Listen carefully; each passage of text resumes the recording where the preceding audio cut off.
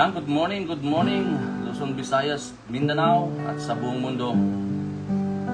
Good morning na po sa bawat isa. Sister Alicia, Brother Dennis, good morning.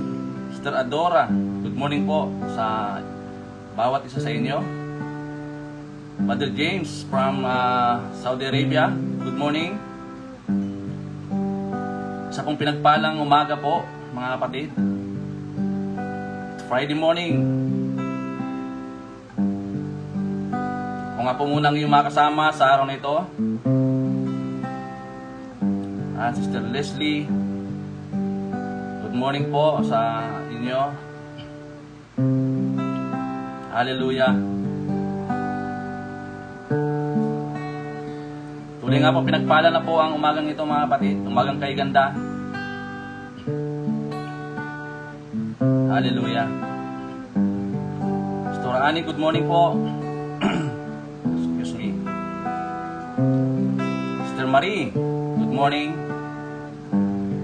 Sister Canela. Bago tayo mag-umpisa, mga kapatid, tayo po ay umawit sa Panginoon. Handugan po natin siya ng papuri at pagsamba sa umagang ito. Hallelujah. You deserve, Lord, the glory. You deserve, Lord, the honor. Blessed be your name in the land that is plentiful, with your streams of abundant flow. Blessed be your name. Blessed be your name, and I'm found in the desert place. Do I walk through the wilderness? Blessed be your name. Every blessing you pour out, I turn back to pray. When the darkness closes in, Lord, still I will say, every blessing,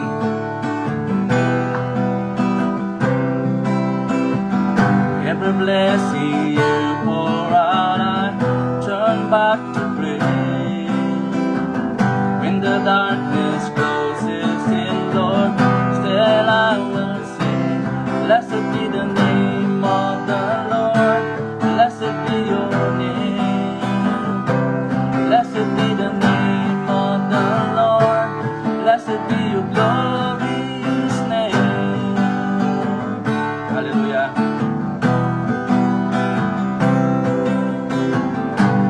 Blessed be your name.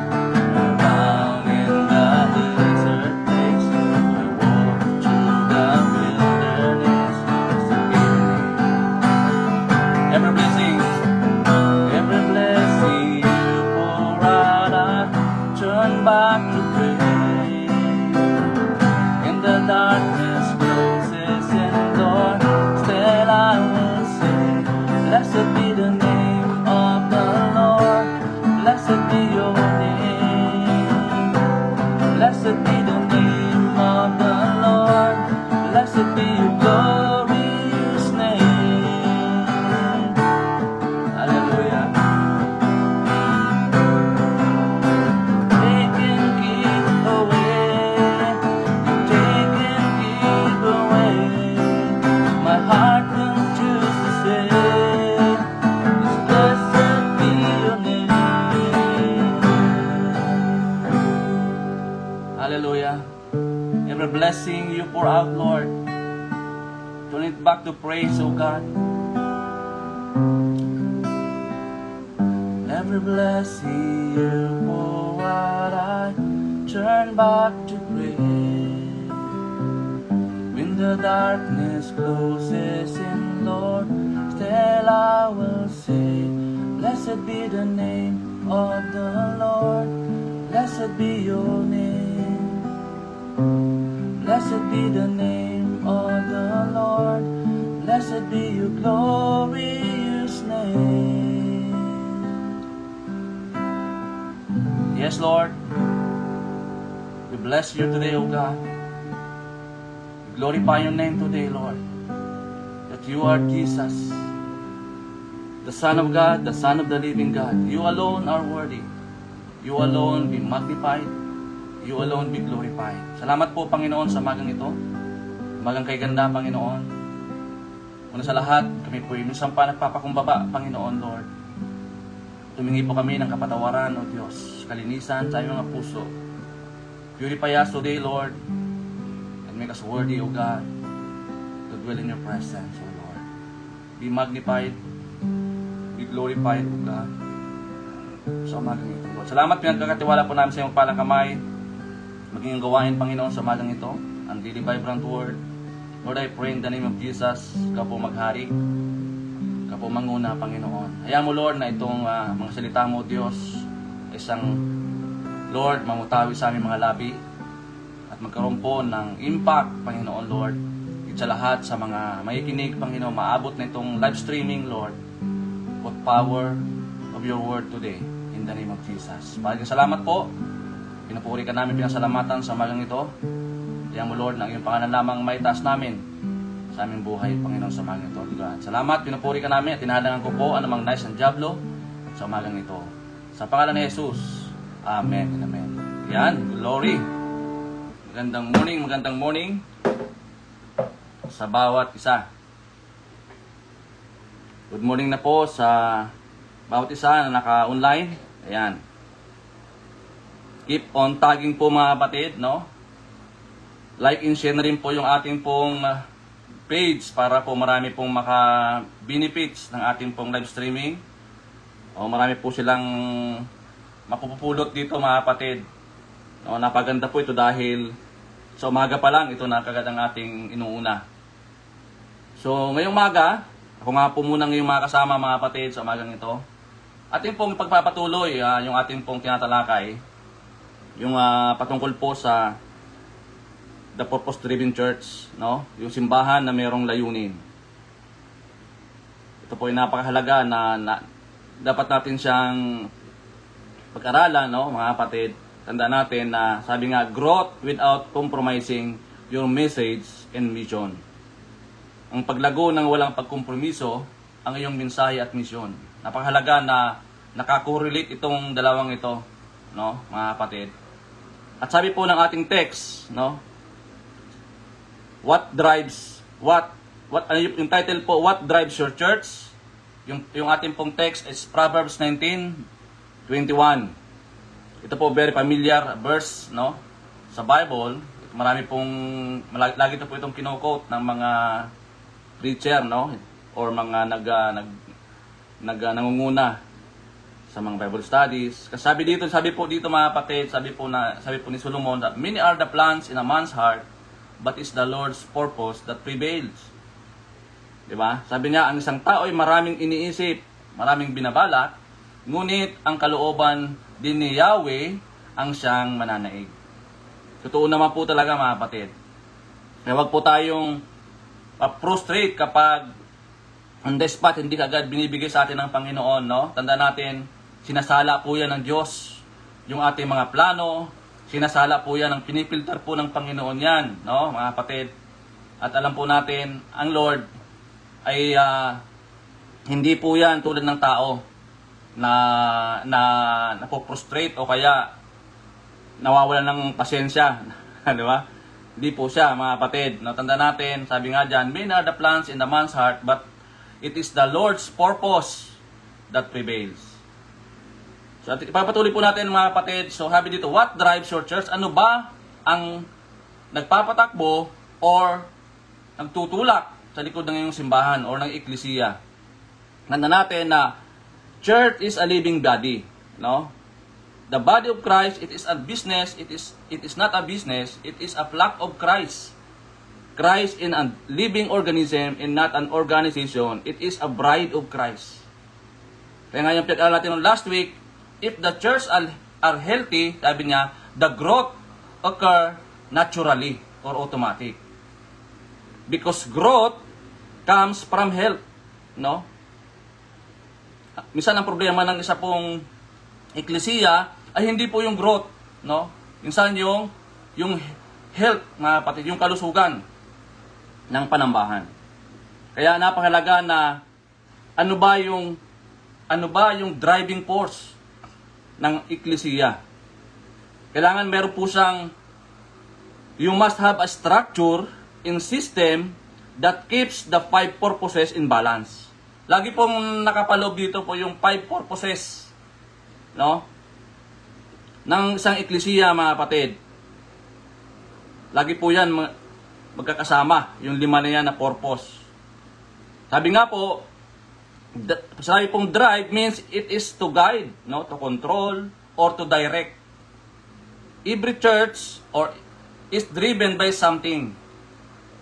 There is a guiding force, no, a controlling assumption, or directing conviction behind everything that happens. Kaya nga, ang tanong, what is the driving force behind your church? Ano ang nagpapatakbo o nagtutulak sa likod ng iyong simbahan?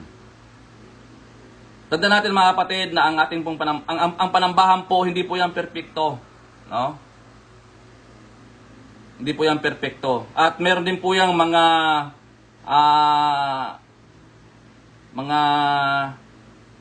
tawag ito, yung hindi natin nakikita, behind, di ba? Itawag yan, hindi ko lang maalaala, no? Yung po, mga kapatid, na ang church, hindi po yan perpekto, mga kapatid. Kaya kailangan natin na malaman ano ba yung mga bagay-bagay na nagpapatakbo sa isang eklesiya. Ay, yung tinawag natin ganyan, yung ito sabi ko kanina, yung ano, yung dead spot, no? Minsan may mga dead spot po tayo na hindi natin na mamalayan sa ating pong eklesiya. Sabi niya, what is the driving force behind your church? Number 1, churches driven by tradition. Sabi niya, in the tradition-driven church, the favorite phrase is, we've always done it this way. Palagi naman itong ginagawa at ito rin ang in. Dati kahit na taliwa sa utos ng Diyos. The goal of a tradition-driven church is to simply perpetuate, ipagpatuloy yung mga nakaraan na paniniwala. No, tayo po ay biktima ng mga maling paniniwala before, mga kapatid, no? Ako din po ay isang biktima, no, na akala ko ito na yung tama, ito na yung dapat panghawakan, no? Yung pala, napakalaki ang impact nito sa mga tao. Kasi yung ating kinagisnan na relihiyon ay talaga namang hindi lahat hinahayag or mangilang-ilan lamang ang nakakaalam ng Biblia. Samantala, ang Biblia po ay para sa lahat. At nakita naman natin yung impact nito. Yung dala ng mga maling tradisyon na na-impluwensyahan po tayo before. Nakala natin ito na yung tama, ito na yung nararapat na gawin. Di ba? Sabi dito, older churches tend to be bound together by the rules, regulations, and ritual, while the younger churches tend to be bound together by a sense of purpose and mission. Nakapaloob dapat yung 5 layunin ng isang eklesiya. Hindi ito yung mga rules or regulations or yung mga ritual na ginagawa ng mga tao. Kaya nga tayo nabulag dun eh. Dahil sa mga maling regulasyon. Na keso, dito ka na pinanganak, dito ka na rin mamamatay sa ganitong klaseng pananampalataya. Mga kapatid, kaya minsan nakakalungkot isipin na tayo lamang dito sa Far East Asia ang tanging Christian country. Pero bakit kulila tayo sa buong mundo pagdating po sa paglilingkod, no? Mga kapatid. Why? Because yung mga rules, yung mga tradition, yung mga ritual ay ayaw natin pakawalan. Yan, mga kapatid. Kaya napakahalaga na ma-educate tayo. Maibahagi natin sa mga tao yung Great Commission. Mga kapatid. Malaman nila na ang 5 purpose ng isang tunay na eklesiya. Diba? Yan po mga kapatid, yung church is driven by tradition. Very impactful po ito. No? Kaya, mga kapatid, dapat sa isang Kristiyano na naliwanagan, binago ng Panginoon, dapat wag tayong mangimi na ito po ay i-input, i-share sa mga tao, mga kapatid, yung tamang kapamaraanan. Yan. No, ako po, ay isa po akong na-deceive po ako niyan before, no? Kasi hindi naman ho ako, yung parents ko, hindi naman po sila born again, no? Siyempre, sa probinsya, alam mo naman doon, talagang we are bound by the ritual. Punong-puno po ng mga ritual. No? Kala natin ito na yung tama. Ang laki pala ho ng deception, mga kapatid. At salamat sa Panginoon dahil ipinakita niya sa akin yung tamang perspectives, no? Perspective ng pananampalataya sa Kanya. Yan. So number 2, churches driven by personality. One obvious problem with personality-driven church is that its agenda is determined more by the background, needs and insecurities of the leader than by God's will or the needs of people. Another thing is the problem is that the personality-driven church comes to a standstill when its driving personality lives or die. Sabi po dito mga kapatid, may mga eklesiya na hindi, yung agenda niya, hindi doon sa 5 purposes ng Panginoon. Yung kanyang personalidad, no? May mga ganon, yung may mga leader na sasabihin na kapag hindi kayo sumalib sa amin, hindi kayo sumali sa amin, ay hindi kayo maliligtas. Yung may mga domineering spirit na kapag nag-join ka na sa kanila, hindi ka na makakawala. Mga kapatid. At marami po dito yung sa Pilipinas, naglipa na rito yan sa Pilipinas. Na keso, sila yung appointed son, di ba? Nagpakita sa kanya ang Panginoon, no? Meron pong ganon mga kapatid. Kaya napakahalaga na atin pong binubulay-bulay itong mga bagay na ito para na-aware po tayo. Maraming mga tao ang dapat ma-aware sa mga maling agenda, mga maling turo, mga kapatid. At meron ding mga eklesiya na ayaw mag-reproduce o mag-produce ng mga leader. No? Ayaw dumami yung kanyang leader. Meron din ganon. Kasi nga, nakokontrol niya. Gusto niyang kontrolin yung mga bagay-bagay. Kaya lang, meron tong risk, no? Halimbawa, kapag yung leader ay may edad na, o kaya ito ay kinuha na ng Lord, no? Wala na po siyang naiwanan. Yun po yung mga bagay na maaaring maging risk kapag ang isang personality-driven church na ayaw niyang mag-reproduce ng kanyang mga leader. Di ba? Gusto lang siya mag-isa. Mga kapatid. Kaya lang, siyempre, ang tao tumatanda, ang tao ay namamatay. Kaya ang mahalaga dyan, meron kang successors, no? Meron kang naiwan para magtuloy-tuloy yung palatuntunan mo sa iyong iglesia. Mga kapatid. Napakahalaga ito na meron tayong mga leaders na tinuturuan na para po mag-multiply, dumami po yung ating eklesiya. Yun po yung driven personality. Yung number 3 po, churches driven by finances. Sabi dito, the most hated debate in a finance-driven church is always over the budget.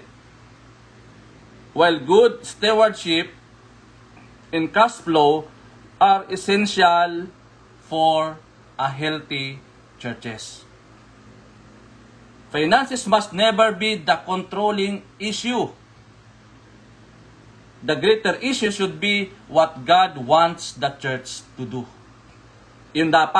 Yung issue dapat dyan, mga kapatid, ano ba yung gusto ng Panginoon na mangyari sa iyong eklesiya?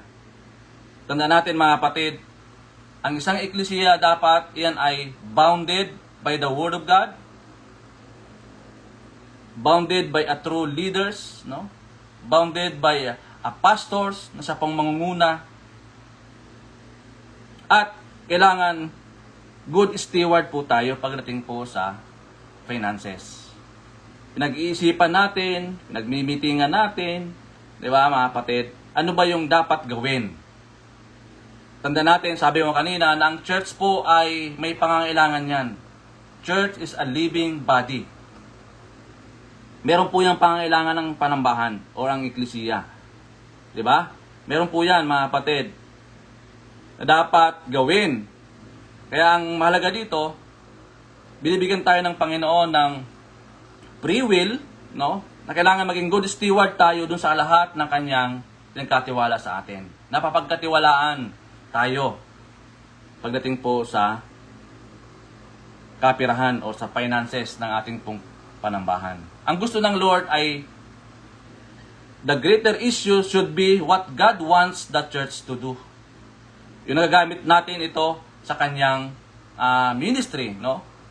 Dahil nga po ang panambahan ay isa po siyang living organism, may pangailangan po siya, at kailangan din po yan ng budget, mga kapatid. So, yung maganda lang dito ay binibigyan tayo ng Panginoon ng wisdom kung paano natin i-handle, maging malusog yung ating finances. Sabi po ng Luke chapter 14 verse 28, sabi niya, suppose one of you wants to build a tower, what is the first thing you do? Won't you sit down and figure out how much it will cost and if you have enough money to pay for it? Diba malaga, unang-una, pinagpipray natin. Diba? Pangalawa, tayo po ay inaas natin ang kalooban ng Panginoon. Diba? At the same time, nag-iisip-isip tayo. Nag-uusap-usap ang mga leaders patungkol po dito kasi hindi po basta-basta. Lalo na kapag wala pa pong church building, no? Talagang yun po ang malaki pong gastos yan. Malaki po na kailangan ng financial. No? Kaya yung mahalaga po na ito po ay na bibigyan natin sa Panginoon yung tamang direksyon. No? Bibigyan tayo ng Panginoon ng wisdom and knowledge para po atin pong magawa yung ating mga pinaplano. Ipagpalagay na ang isa sa inyo ay gusto magtayo ng tore, ano ang una mong gagawin? Hindi ka ba uupo at alamin kung magkano ang magagastos at kung meron kang sapat na pera upang bayaran ito? Diba mga kapatid? Mahirap kasi yung padalos-dalos. Kailangan naka-incline tayo doon sa nais ng Diyos, yung purpose ng Panginoon sa atin. Yan po yung pangatlo. Pang-apat, churches driven by programs. In program-driven churches, all the energy is focused on maintaining and sustaining the programs of the church. Often, the program-driven church goals subtly shift from developing people to just feelings, position, and the nominating committee becomes the most crucial group in the church. And many times, they blame themselves for not working hard enough. Yan. Kailangan binabalance natin, mga kapatid. Mahalaga po yung program para meron tayong susundan. Pero kung doon ka na lagi nakatingin, hindi ka na nag-a-accept ng mga revelation na nanggaling sa Panginoon, doon medyo may problema, mga kapatid. At yung ginagawa natin sa isang programa, dapat nakatuon ito sa programa ng Diyos. Hindi yung ating pansarili lamang na programa. Diba? Dapat yung programa na iaan, ang bottom line dyan, ang proceeds niyan, mga kapatid, yung mga bagay na mag-glorify ang Panginoon dun sa ginagawa natin. Diba? Yung goal natin, yung purpose natin, bakit natin ginagawa ang ganitong programa, hindi parang pansarili nating kapakanan, kundi para sa kaluwalhatian ng ating pong Panginoon. Kaya yung iba, minsan napapagod lamang, no? Dahil, o kaya nagigilty sila, dahil hindi nila na-accomplish. Kumbaga, hindi nila naibigay yung nararapat. Kasi they are driven by the program. Pag hindi ka doon nakasunod sa program na tinakda sa iyo, no? Minsan magigilty ka. Kasi doon ka nakapokus, mga kapatid. Kailangan yung focus natin sa lahat ng ating ginagawa, gawin natin ito para sa kaluwalhatian ng ating pong Panginoon. Yan. Number 5, sabi dyan, churches driven by events. In event-driven churches, the goal is to becoming productive in any aspect. We need a clear purpose behind every activities. The event-driven church attendance becomes the sole measurement of faithfulness in maturity. We must be wary o maingat tayo ng tendency to allow meetings to replace ministry as the primary activities of believers. Minsan marami pong mga Kristiyano o mga eklesiya na mas pinapriority nila yung mga hindi programa ng eklesiya. Dapat kung ano yung programa ng church, yun dapat ang ginagawa natin. Diba? Ang saya-saya sa labas, pag may mga gawain sa labas, may mga concert, no? Ang saya sa labas, pero pagdating po sa loob ng church, diba? Hindi makapagtaas ng kamay. Hindi man lang makakakanta. Pero pag may meron pong mga sayawan o kaya concert sa labas ng mga kung sino-sinong mga banda, grabe ang hiyaw at talon. Pero pagdating po sa panambahan, hindi na makakanta. Hindi man lang maitaas ang kanyang kamay para purihin ang ating pong Panginoon. Diba? In yung number 6, yung huli, mga kapatid, churches driven by seekers. The primary question asked is, what do the unchurched want? While we must be sensitive to the needs, hearts, and interests of seekers, and while it is wise to design evangelistic service that targets their needs, we cannot allow seekers to drive the total agenda of the church. No? Dapat meron tayong discernment. As a leader, meron tayong discernment. Mga kapatid. Hindi lahat ng mga seekers ay meron niyang magandang motibo. Meron din yung iba, masamang motibo. Kaya dapat na-discern po natin. At ano ba yung kanilang, kaya nga ang lagi natin sinasabi, na ang church po ay para po isang ospital. Di ba? Yan po yan. Marami mga tao ang pupunta dyan, durog na durog, balisa, walang direksyon. May karga-karga po yan. May burden na dala-dala yan. Pati dapat na-discern natin sila. Ano ba yung nararapat na pwede natin sa kanilang ibigay na suporta, spiritual, o anumang bagay. Dapat ma-meet din yung kanilang needs. No? Kasi pag sila ay na-bless, no, sa ating pong eklesiya, sigurado, babalik at babalik yan, at magyayaya pa yan. Kasi nakita niya, naramdaman niya, na siya ay welcome dito. Parang at home siya sa panambahan. God's purposes for His church include evangelism. Attracting seekers is the first step in the process of making disciples. Yan po yung unang-una natin ginagawa. Kaya nga nag-house-to-house evangelism tayo. Meron tayo mga light group, no? Mga kapatid, but it should not be the driving force of the church. Church has a higher calling. The church should be seeker-sensitive, but it must not be seekers-driven. Kaya sensitibo po tayo mga kapatid. Ang goal natin sa mga kaluluwang ito, sila po ay mabahaginan ng magandang balita ng kaligtasan. What is needed today are churches that are driven by purpose instead of by others' forces. It offers a new paradigm shift, the purpose-driven church. As a biblical and healthy alternative to traditional ways that churches have organized and operated. Mga kapatid, ano ba ito yung dalawang paradigm shift na pwede natin gawin? First, it requires a new perspective. Kailangan ng bagong perspektibo. Pangalawa, requires a process for fulfilling the purpose of the church. Napakalaga, mga kapatid, na meron tayong, sabi niya, strong churches are built on purpose by focusing equally on all the 5 of the New Testament purposes of the church. Your church will develop the healthy balance that makes lasting growth possible. Yan. Nothing precedes purpose. They understand the reason for being.